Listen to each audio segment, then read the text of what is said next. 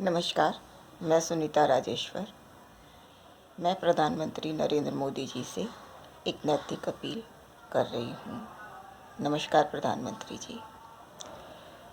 बेटी बचाओ बेटी पढ़ाओ या फिर घर के बाहर नेम प्लेट पर बेटियों के नाम लिख देने भर से बेटियों की सुरक्षा नहीं हो जाती, बेटियों की उन्नति नहीं हो जाती, बेटियां प्रगति नहीं कर लेती। प्रधानमंत्री जी, इसके लिए दलगत राजनीति से ऊपर उठकर प्रयास करने होते हैं।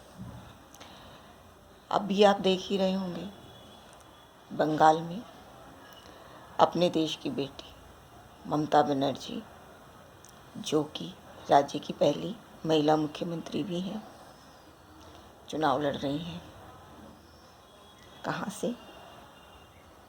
नंदीग्राम से, जहाँ से आप ही की पार्टी के एक नेता चुनाव लड़ रहे हैं, जो हाल ही में उनकी पार्टी से आपकी पार्टी में शामिल हो गए हैं। और चुनौती देते हुए ममता बनर्जी ने वहाँ से लड़ने का फैसला किया है। ममता बनर्जी के पैर में चोट भी लगी है, आप जानते ही होंगे। इसके पीछे की साजिश क्या है, क्या सच्चाई है, ये तो जांच का विषय है।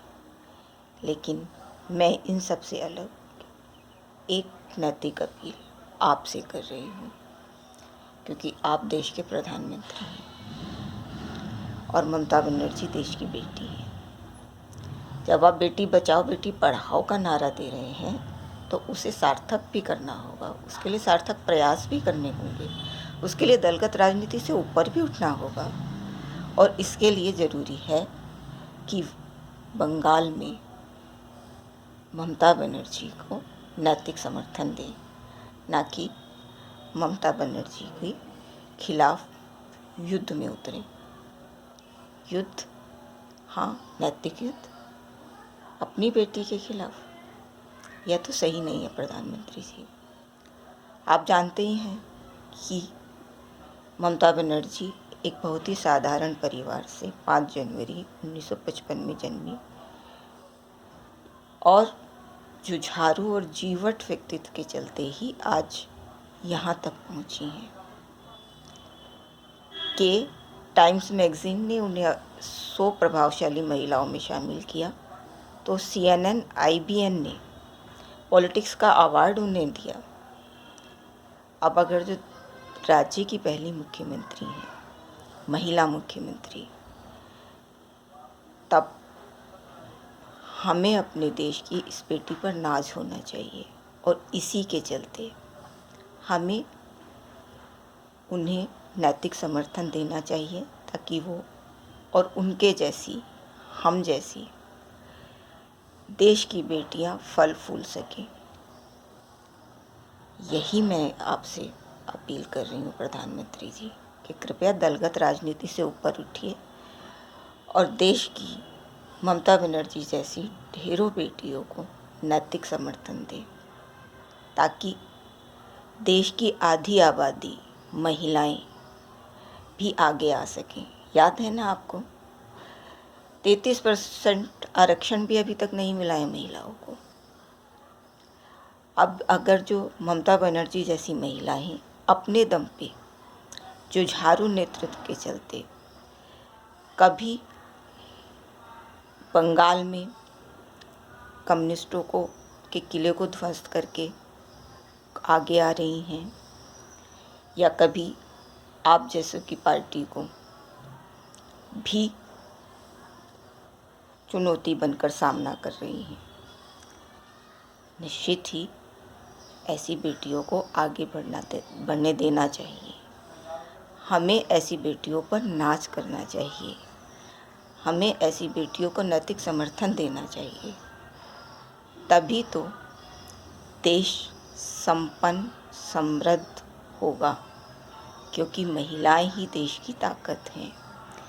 युवा महिलाएं और पढ़ी लिखी महिलाएं, जुझारू महिलाएं, सामान्य परिवार की महिलाएं जब आगे बढ़ेंगी, तभी तो देश आगे बढ़ेगा। बेटी बचाओ बेटी पढ़ाओ का नारे से नहीं, ऐसी बेटियों को नैतिक समर्थन दें। कृपया आप भी आगे आएं। संयुक्त किसान मोर्चा आगे आया है, ऐसी और भी सब आगे आ रहे हैं। राजनीतिक दल भी आगे आ रहे हैं। अरविंद केजरीवाल जी हैं, हेमंत सोरेन जी हैं, ऐसे ही बहुत सारे हैं जो राजनीति से भी ऊपर उठकर देश की बेटी को सपोर्ट कर रहे हैं। आपका भी कर्तव्य बनता है मोदी जी कि बेटी बचाओ बेटी पढ़ाओ के नारे से नहीं, बेटी को बचाने के लिए दलगत राजनीति से ऊपर उठकर ऐसी बेटी जो माँ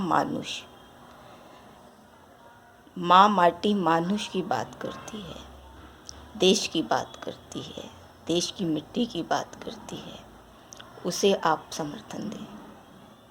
दलगत राजनीति से ऊपर उठें। अब ये तो आप पर निर्भर करता है मोदी जी कि आप करेंगे या नहीं, लेकिन मेरी अपील है आपसे एक महिला होने के नाते कि देश की ऐसी जुझारू जीवट महिला को नैतिक समर्थन दें।